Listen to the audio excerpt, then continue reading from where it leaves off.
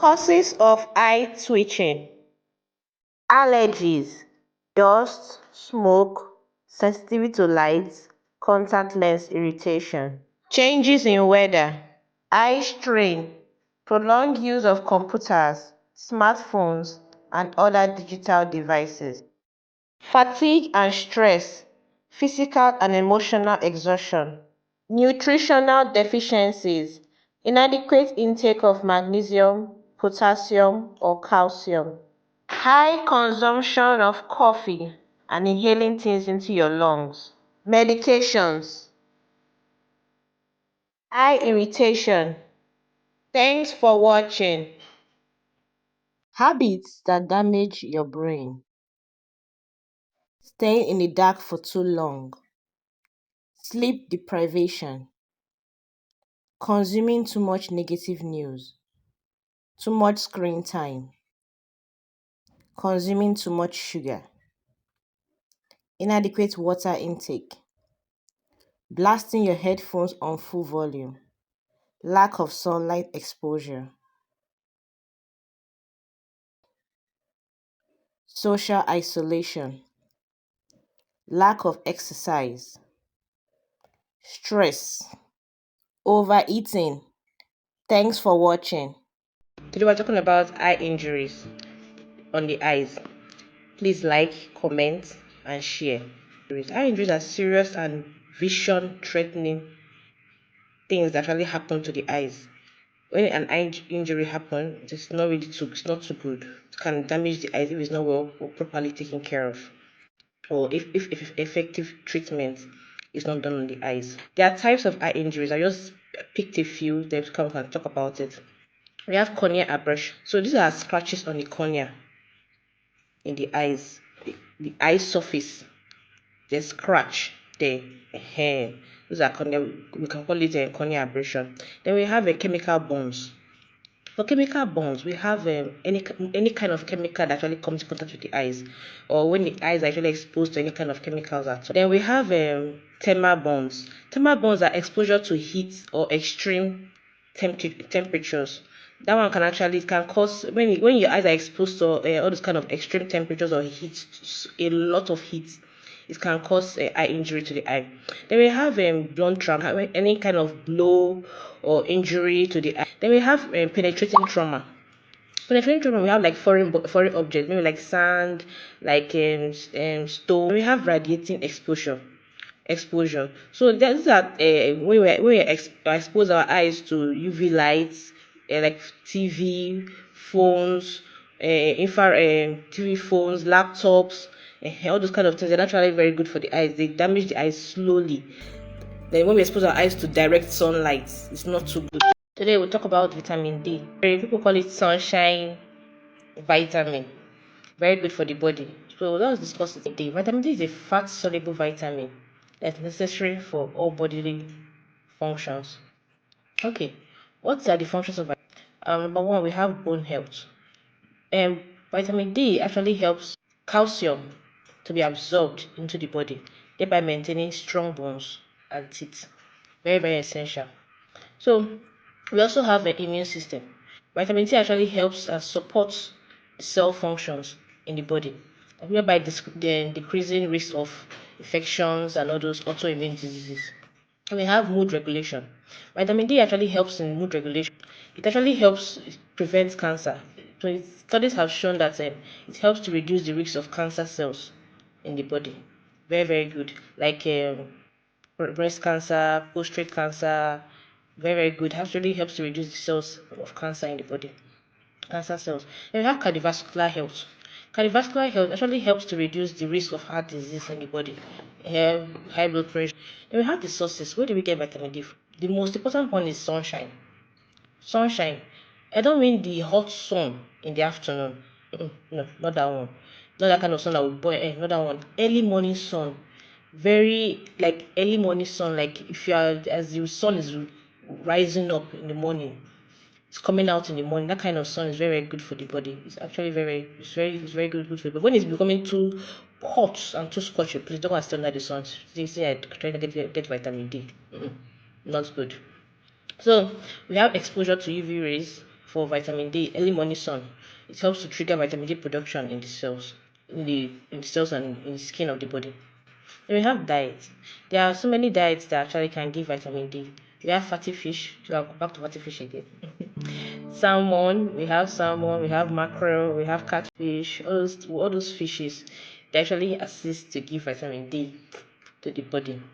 We have fortified dairy products like cheese, milk, they actually give vitamin D to the body. And we have mushrooms. Mushrooms is underestimated. People underestimate mushrooms a lot, but people actually use to cook soup. Very good, it's a very good source.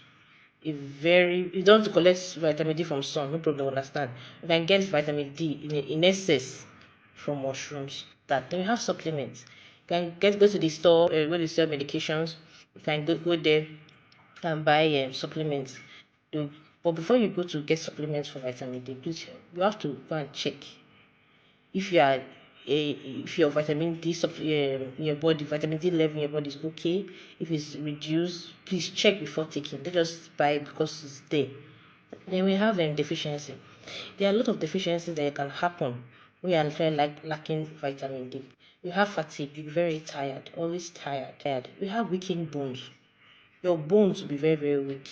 Osteoporosis, soft bones, they will not form well, they'll be weak, arthritis, all those things. Vitamin D, if you're lacking it, that's what normally happens. Then we have muscle pain. Muscle pain, we're having serious muscle pain, muscle spasm, cramp. Then we have depression. Like I said, vitamin D controls the mood. Which some people don't even know about itself. It really controls your mood, helps to regulate your mood. So if you're lacking it in your body, you tend to be kind of depressed. You will always be depressed every time. So please always check your vitamin D levels. Very important. Then we have increased risks of infections. If you're lacking vitamin D, the infections in your body will always be having infection. Always be having infection. Which is not too good. Then you have slow wound healing. Your wound won't be able to heal on time. It's taking longer time to heal. Then you have the recommended daily intake. For infants, we have 400 IU. Then we have children and adults. Then we have children and adults actually need 600 IU. Then we have pregnant and lactating mothers. They actually need 800 IU for pregnant and lactating mothers. Always consult your doctor, your healthcare practitioner, before you take any vitamin D supplements. They will know what to do. Thanks. Please like, share, and comment, and have a beautiful day. Today we're talking about copper. Okay, what is copper? Copper is an essential mineral that plays a major role in the major bodily functions. Let's talk about the functions. What does copper do for the body? Yeah, we have connective tissue health. What do we mean by connective tissue health? Copper helps in collagen in production, wound healing, and tissue repair in the body. It's an underestimated mineral in the body. People actually underestimate it. Then we have the immune system. What does copper do? How does copper affect the immune system? It plays a major role for the immune system. It actually helps and supports cell function in the body. That's number 2. Then number 3, we have antioxidant functions. Copper actually helps to protect cells from damage in the body. Very, very good. Then we have brain functions. Copper actually plays a very major role in brain functions. Then we have energy production. It actually helps in energy metabolism in the body. Which you can see it. There are many.